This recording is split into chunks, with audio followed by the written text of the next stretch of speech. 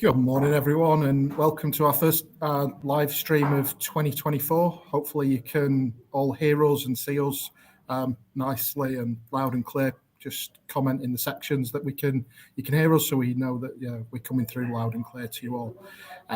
Today's topic, we're going to explore how HR teams can ensure paydays go without a hitch with HR and payroll system integration. In a bid to kind of vanquish inflation, the Bank of England is keeping interest rates higher for longer, which is terrible news for individuals and families grappling with the cost of living. Undoubtedly, this also puts massive pressure on business owners, HR teams, payroll professionals, not least in ensuring that company payday goes off without a hitch and staff aren't left with an inaccurate pay amount. Excuse me. According to research for Society of Human Resource Management, over a third of employees have had to chase their employer for pay at least once, which is just unthinkable to have to do that. I wouldn't ever want to be in that situation. And touch wood, we've been fortunate here with Iris and our systems that we've never had to do anything of that sort of nature. Morally, it's something that you just can't allow for payroll errors, but practically, due to talent crisis, you can't risk losing good people over silly mistakes. Really, it's a cardinal sin in the market at the minute that you could lose people because you don't pay them right. And I'm James Kenyon. Today I'm joined by our HR expert Lizzy Barry and our HR product expert Stuart Bate. Say hi, guys. Hi everyone. Hi James. Hi. Are we well this morning? Absolutely. Looking forward to getting into some payroll today. And Stu's upgraded his location today to make us all incredibly envious of where he's sat today. Absolutely, lap of luxury. So I think a good starting point, Lizzy, for us to kind of look at is the core of why payroll errors occur in the first place. What drives it? What happens? Yeah, absolutely. So probably the most common cause is human error. We know that people are fallible, particularly payroll professionals have a lot of information that they need to process each month or however regularly you do your payrolls. And actually keying in information, we know, just sometimes leads to error if people are doing a couple of different things at once, or if they've got information coming from a range of different sources. So we know that often when you're processing payroll, you might have a spreadsheet come in from somebody, you then might have a last minute email, your boss might drop you a text. Everything could be coming in from all sorts of different avenues. So actually, there isn't always one version of the truth. And particularly, I've seen it in other organizations where I've worked, where sometimes quite last minute changes and things come in, and actually having that rush right at the end before payroll cutoff can really cause some challenges. So sometimes it can also be caused by the processes that people use or the software that they use or don't use. So some of the things we'll be talking about today is all around actually how software can reduce the potential for some of those human errors by automating some of those simple tasks, because often it is that human element is where we're going wrong somewhere. And also we know that it is really significant when we get payroll wrong. I think, as James said, it's not an expectation that people have as acceptable. And it's really something that makes them question, actually, am I with the right company? Are they doing the right things? And are they protecting my money? But of course, payroll also gets reported to HMRC. So if that's something that's done, and then we might have to claw back some tax, that becomes a bigger problem and a more time-consuming one to solve than it would just be to correct that person's pay in the next payroll. We also recognise that sometimes people have very complex payrolls that they're processing. So it might be a really high number of people on part-time contracts or 0 hours contracts, or people who have different pay rates for the different sort of work that they might be doing. So it's relatively straightforward if you have almost everyone on full-time hours doing the same hours each time. And actually, then it tends to be where errors slip in just where those changes take place.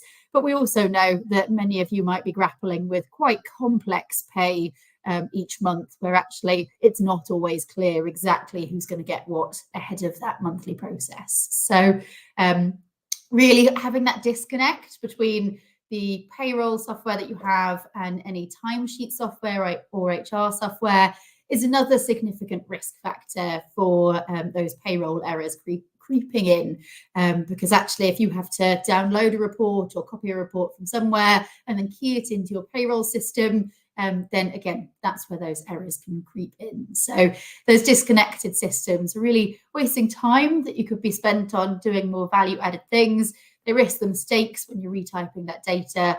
And ultimately, they also pose a security and GDPR risk if you're starting to move information between various emails and various spreadsheets in somewhere that might not be secure or might go to the wrong people. And I'm sure many of us have had sleepless nights thinking, you know, have I put a password on that spreadsheet? Did I send it to the right people?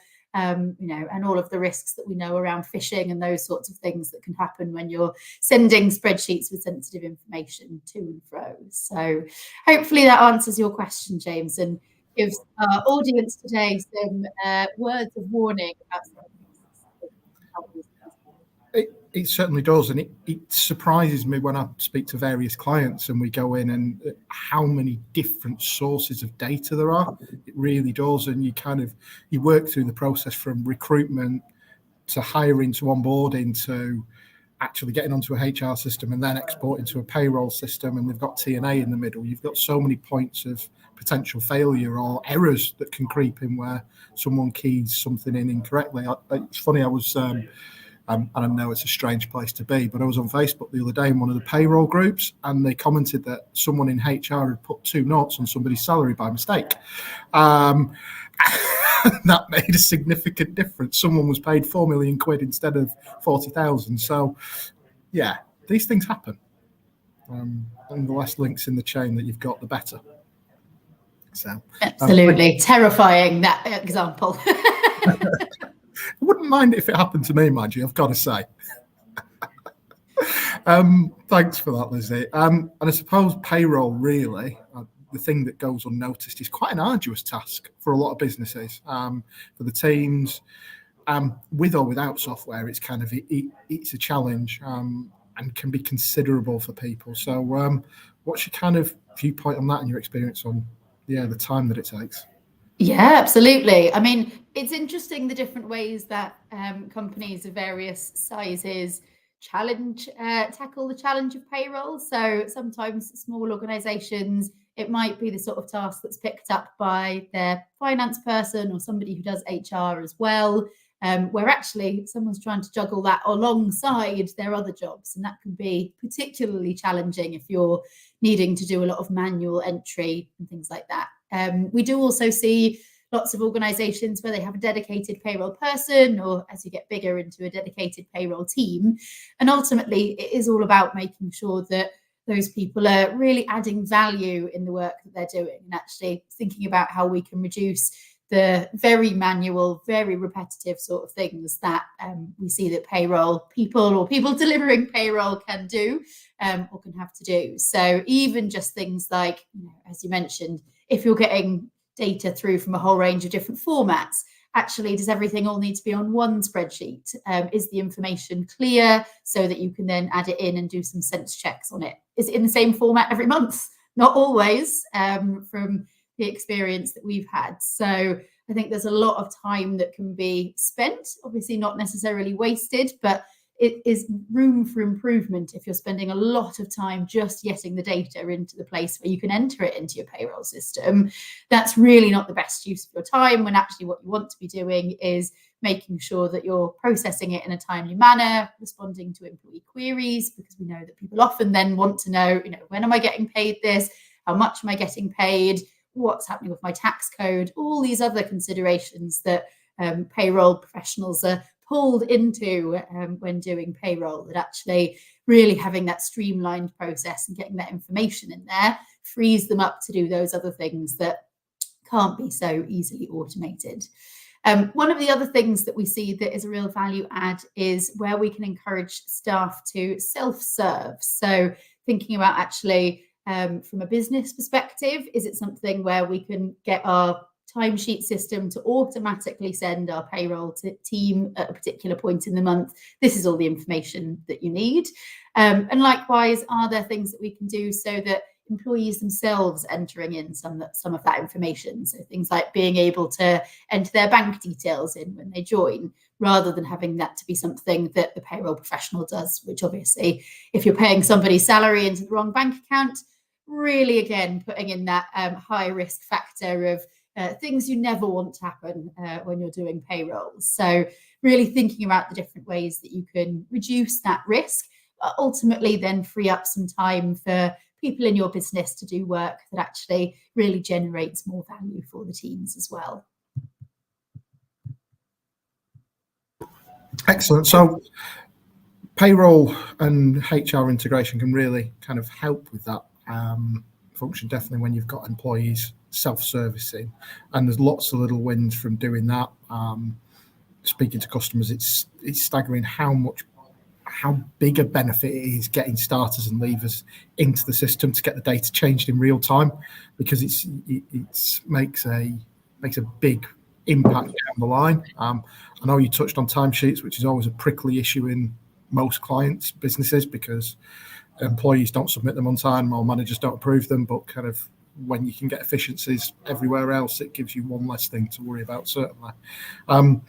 So what kind of other things, Lizzy, do you think that you benefit when you change things in real time from a HR and payroll perspective?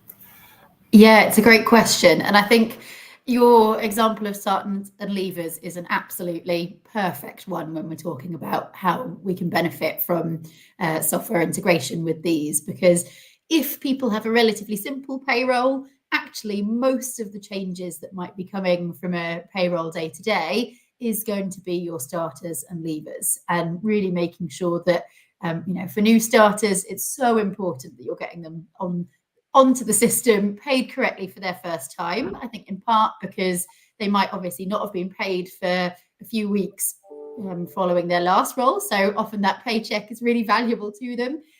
But of course, you also want to make that good impression with someone who's new in the business, and ultimately instill confidence in your new starter that they've joined a good company who knows what they're doing. We also recognise that particularly with new starters, it can come in peaks and troughs. So there might be months where you have lots of new starters and then times where you have fewer. And actually, it can be quite difficult to plan your workload and the workload for your teams if sometimes you have 10 new starters to key into a system manually and other times you have one. Actually, when they're bigger amounts of time, what's lost then? What do you have to not do in order to be able to get them onto the system?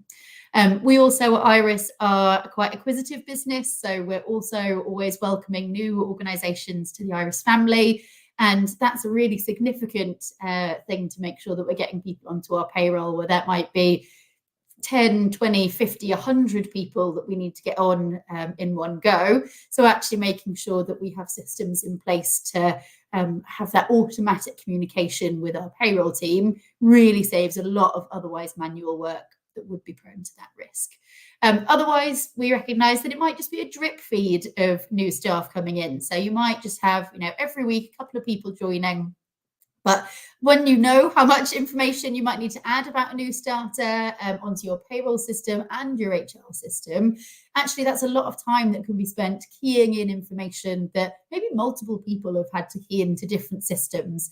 And again, not the best use of people's times, and also the capacity for human error then comes in again, because every time you're having to key in something manually, that risk is that you add an extra 0 on the end, or you click a 1 versus a 2, and actually that's where those risk factors come in. So really what we see is that the integration between HR and payroll systems give employees that better experience. There's no need to worry that the information hasn't been keyed in accurately. The changes just flow through as they'd expect to, but ultimately it's a much better experience for our HR and payroll professionals as well. So you don't need to manually add that in. That work is already done for you. And likewise, leavers, very similar situation. Again, it might vary how many leavers you have each month. And there can be quite a lot of manual calculations that a payroll professional might need to do ahead of processing that leaver correctly. So this could be things like how much holiday they need to be paid out, if they're departing in the middle of the month, pro-ratering their pay, and anyone who might then need to do some overpayments or repay back something. And there are lots of systems that we find that actually just don't support payroll professionals in making these calculations. And actually, one of the benefits, as Stuart will talk about shortly, in using a system like Cascade, is that we're able to support those calculations so that we're taking those manual calculations and those headaches away. So, Stuart, it would be lovely if you could give our listeners here today a sneak peek into how we can handle all of this. Particularly, let's focus on it from an employee onboarding point of view, as I've spoken a bit about that today. Yeah, no problem at all. So the first thing that I normally like to show is the actual onboarding of the employee themselves. So the welcome page that they're actually going to get when they first join the organization, because this is the starting point of that. It's a really nice, welcoming, setup for that employee to give them a good impression of your organization. But we're also gathering all that really important data for payroll and for everybody else that actually needs that information. So they're going to be able to access things like this from their mobile phones or from the desktops, where we can give them a set of actions that they need to complete on their first day.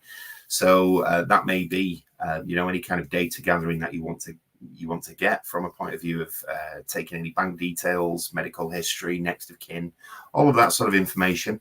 And then you can also ensure that they're reading all of the documents that you need them to read, such as the handbook or the policies that you've actually got, so you can get them to accept those documents before they've even entered the building. And then you can outline their first day as well. So you can do things like, this is where you need to be on your first day, and this is where you need to go. We can even integrate with Google Maps so they can find the location. And then we can give them a contact to actually come in and specifically go to a person from there. So we've got that initial setup, but then that is automatically feeding into our workflow processes, into the HR system. And you're able to build any kind of process that you've got for your business. So if you've got a specific set of tasks that need to be done, then you're going to be able to map those out and automate them from start to finish. So you're going to get that overview. So as an example, on my workflow, mine starts at the pre-employment phase, then it moves to onboarding, arrival, induction, and then probation sign-off.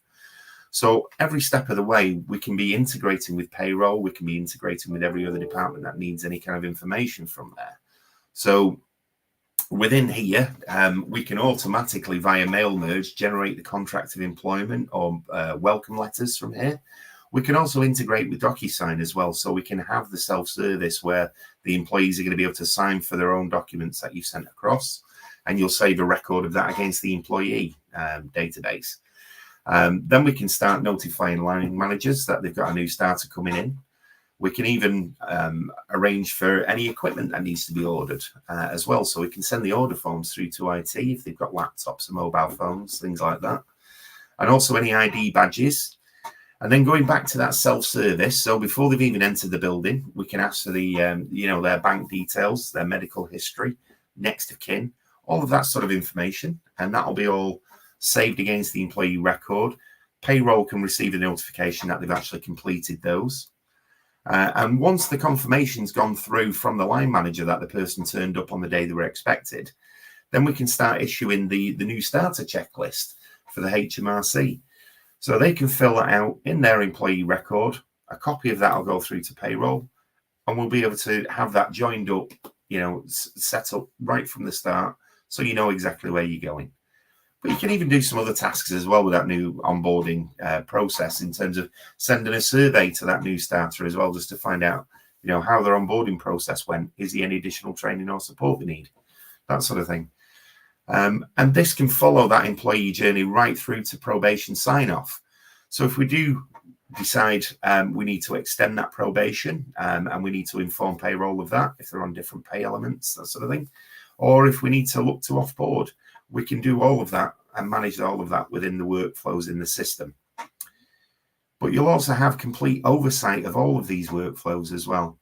So you'll be able to see from a task point of view, basically all the new starters that you've got. So I've currently got 5 new starters, and I can see every process in this, you know, in the onboarding stages, and basically where it's come to a stop. So if I need to chase anybody for a particular task, I can do that within the system. How's that, Lizzy? Oh, it's amazing. And yeah, I cannot emphasize enough. We started launching using the onboarding piece that you showed right at the beginning there a few years ago, and it was absolutely transformative in the new starter experience. Really having that first point of contact with a system within the business when someone's got their offer, they're excited to join. And then actually it looks so professional when you're able to go on and find out more about the business that you're joining. You've got all of the forms on there that you might need to fill in. And then you've got that contact information about where to go on your first day, because we know that it can be quite nerve-wracking for people when they're joining. So actually having that certainty there is so, so useful. And really from an HR standpoint, our HR team had so much less tiny important things to remember in terms of, have we sent the new starter forms to this particular person? Have they sent them back? Have they sent them back correctly? Have we then saved that in the relevant place and shared it with payroll? And all of those sorts of considerations that were slowly taking up more and more of our team's time, that actually freed us up then to be able to just have that automated process. We know we're getting the right information and the employees getting a fantastic experience as well. So yeah, it's simply amazing what Cascade can do in terms of supporting onboarding. So yeah, we've definitely seen that firsthand.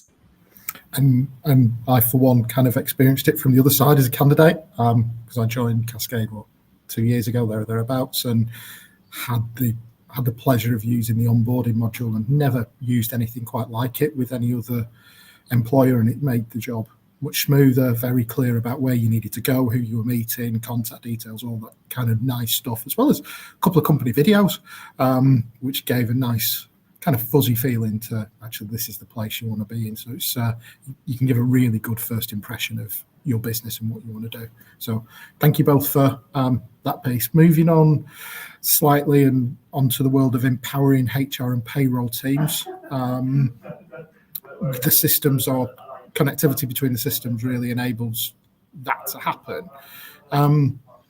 It's also a really useful thing to have when dealing with things like pay rises, bonuses, kind of, yeah, big changes. That's fair to say, Lizzy?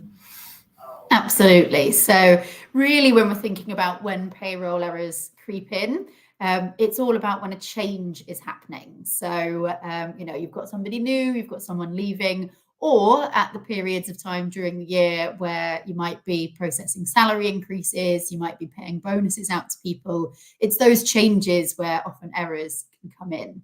Because otherwise payroll data, unless you're running a really complicated payroll with lots of different hourly pay or regular overtime, most payroll data stays relatively the same. You know, people tend to be on the same salary most of the time. They might get regular additional payments that are scheduled in.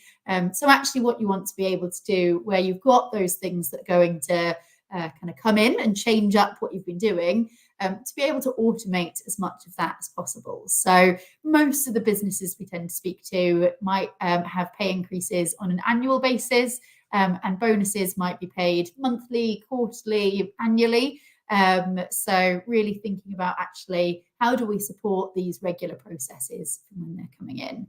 And often the employees themselves don't really see what a huge job this can be to administer. So this can be things around, you know, even just getting the information to payroll, then also making sure that the letters are communicated to employees, that they know what they're getting. All of that is a large administrative burden on businesses as part of generating these things that obviously should be good news, that we're wanting to, you know, give people more money in various ways. So really, automation is a fantastic way of actually thinking about how we can do these things better, because ultimately there's nothing worse than an employee going, well, I would have been happy about a bonus, but actually you paid me the wrong one.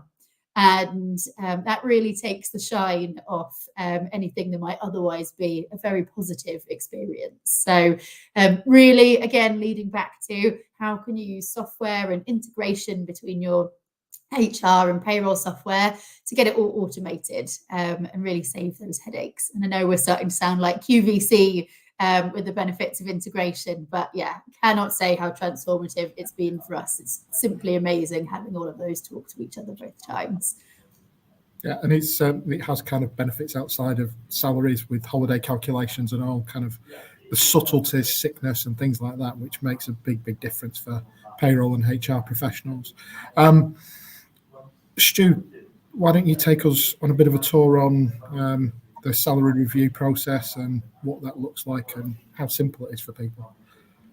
Yeah, absolutely. That's you know, again, it's another big strength of Cascade, really, in that you can have a full review process within the system, and you can set the number of stages that it needs to go to and who it needs to go to in that chain. So if you've got a review process where, let's say, for instance, you're looking at 2.5% across the board, and then you can have that go to multiple people in a chain, and they can review each employee and then approve those stages as we're going through. So you're able to start your stages and set when your end dates are actually going to be. So you can set those deadlines for your staff and your managers so they can see that. You can send emails, you can create tasks for these employees. So in terms of meetings or anything to do with that review process within the system. So all of that is all fed within there. So, but once we're actually reviewing that particular set of employees, you're going to be able to see what your proposed cost is, what the current cost is, and what the increases are going to be. And you'll be able to see basically when the reviews have been submitted, when they're pending, and then any other tasks that are associated with that. But once that everyone has come to an agreement in terms of the increases that everybody's going to have, then it's a really simple process of actually adding that to the system. And once you've submitted those employees for those increases, you're able to attach all of those updates immediately to the HR system, which in turn feeds through to payroll automatically. And then you can also do a mail merge to generate a letter for all of these people as well, because as I understand it, I speak to a lot of people, and this is kind of a big bugbear for a lot of people within any kind of industry, just trying to do the letters, trying to implement the updates and the increases on their systems that they're using at the minute. But with this, it's a few clicks to be able to organize that, generate the letters. All of the letters would be saved against the employee records, and all of the employees would receive an email just to say, you have a new letter to read, please log into Cascade, so they can review that salary review. So it's really quick and easy to actually be able to do that within the system.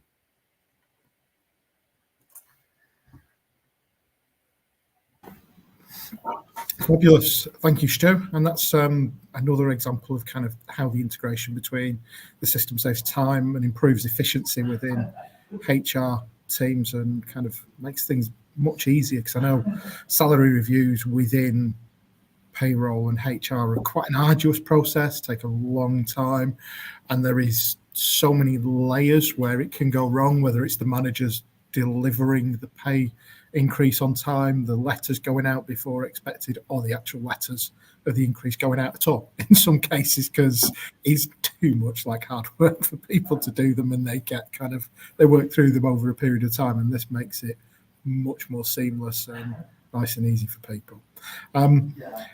There's also some kind of big areas in reporting and insights that win with integration with HR and payroll. There's some things that are fairly obvious, like gender pay gap, and then HMRC as well. But there's data all over the place for a lot of businesses, and again, they're having to pull things together. So it's useful for businesses to have it all tied in one place. And Lizzy, can you think of some other examples as well? Well, I think you've given some great examples there. We know that for organisations who have more than 250 employees, then they legislatively need to do a gender pay gap report every year. That's been the case for quite a few years now, and can actually be a really administrative headache for people to get the data. Obviously, it's really important that we're doing that and getting the insights from it. But actually, particularly if it's your first time needing to pull all of that information together, there's very specific ways that you need to display the data, different types of data that you need to include. And ultimately, that's something that could take a long time to put together. And I remember the year that the gender pay gap information was first requested from the government, reading on the news of various people where they'd put data that was statistically impossible, because they obviously just hadn't calculated it correctly, and then they'd submitted it to the government. So hopefully over time people have got a bit better at that. But ultimately, if you can have software that you can go, actually click of a button, the information is there based on what we actually paid people, based on the information that we know is going to be correct from a calculation perspective, that really gives you a lot more certainty when you're presenting that to the business. And then ultimately when you're submitting it online to the government, because I've done it before and it's a slightly terrifying prospect, because it basically says you submit it and then there's no going back. So really making sure that you've got that confidence in the data that you're being able to pull, really, really important. There are a lot of other things that obviously people need to do with their payroll data. So requests from HMRC or from investors or auditors to really make sure that actually we have that accurate record keeping there, so that if they need particular information going back a certain period of time, that we're then able to pull those reports kind of quickly and accurately, because again, you really don't want to have to be spending a lot of time and many, many hours digging back through things, where that's when the risk of error comes in as well, if you might have missed a particular amount. There's also things like regular checks that payroll professionals want to be doing to check things like you're not paying below the national minimum wage once staff have selected any salary exchange benefits and pension contributions and those sorts of things. Because if they are paying and ultimately going below minimum wage, that is obviously a really big risk for the business reputationally. It's also not the right thing to do for staff, and ultimately there can be really significant fines for that as well. So really making sure that you have systems in place that are able to flag up those sorts of things, rather than having to be a manual check as the final part of your process before you finalize that payroll. Ultimately, having a system there can be really, really important for doing that. So we know that the risks of this can be quite significant. So HMRC can look back and issue fines far back as 6 years, with up to £20,000 and a minimum of £100 fine for each worker affected, even if the underpayment is worth less than that amount. So these are some really significant potential risks that people are facing, that ultimately is something that is very difficult to ensure unless you have a system that is just in the background doing those calculations, thinking about those sorts of things, and ultimately having that analysis done for you so you don't have to worry about it. So Stuart, I don't know if you want to give some particular examples of that here. We've also had a question around gross to net reports, so I don't know if you want to take that one as an answer as well. Yeah, absolutely. So within the payroll section of Cascade, you've got dozens of pre-built-in reports. So, and they're just ready at a click of a button. So things like the gender pay gap report is already listed in the system here. So to run it, the only thing you need to do is actually just click on it. So that will give you the data within the system there, but it gives you the ability to export it as a PDF, or you can export it as Excel format. So you can have your public report as well as any kind of private breakdown for analysis that you want to run. So just to give you the kind of a, how in depth we can go with those private reports, we can break it down, various pivot tables within the system, where they'll be able to break it down by employee, by gender, by department. If you're also handling multiple payrolls as well, we can be looking at that and breaking it down for each payroll within the organization.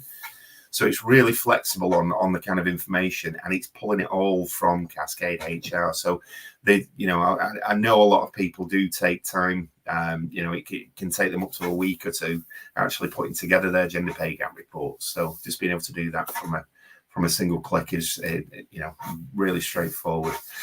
And the same again for the gross to net reports. They're already pre-built into the system. So you can run those, and then you can break it down by specific departments if you want to, or even employees. Then we can select the period ranges And then once you've selected what pay elements are included in that, then you can just do a straight export to Excel from there. So it's all right there for you. In terms of any kind of HMRC reports that you need, we've got those built in as well. So you're able to just run your reconciliation report. You can do any kind of adjustments in that calculation as well, if you need to. And then from there, we can export that to Excel or to PDF. So you've got the information right there. Just in terms of any other reports, all legislation-based reports will also be pre-built into the system. So one of the new additions was the National Minimum Wage Report. So you're able to run that within the system and give you that full breakdown on how you need it. But if anything changes, I mean, obviously we've got an election this year. It may be that the government decides that they've got some new legislation to bring in. But we'll always make sure that that is up to date and it is ready for the day that it's due to launch within the system. Fab, thank you both for sharing, and it's been really useful to see how the integration can help support businesses and clients respectively. There's quite a bit that we've gone through there with the ease of the data flowing from HR to payroll, whether it's the reports going to HMRC and the connectivity into there, the gross to net that we talked about, and bonuses and salary uplifts. There's quite a number of pluses that make the system and the connection very, very good. The bit that we didn't touch upon was payroll and benefits, and obviously there's murmurings of that being mandated, that you have to do that and you can't do P11Ds from 2026, and the system can handle that really nicely. So yeah, there's quite a few bits in there for people, and it's a lovely system to work with, Cascade. Lizzy's worked with many a system over a kind of years. In spite of her young look, she has had a couple of jobs at different companies, not just Iris. So it's a great system, and we'd love to hear from you. So feel free to get in touch and inquire about a demo, or kind of just look on the website for a bit more information, and we'd be more than happy to kind of support in any way we can do. Thank you all for joining. Stu, Lizzy. Wonderful. Thank you so much, everybody. Thank you very much today. Thanks. Bye-bye.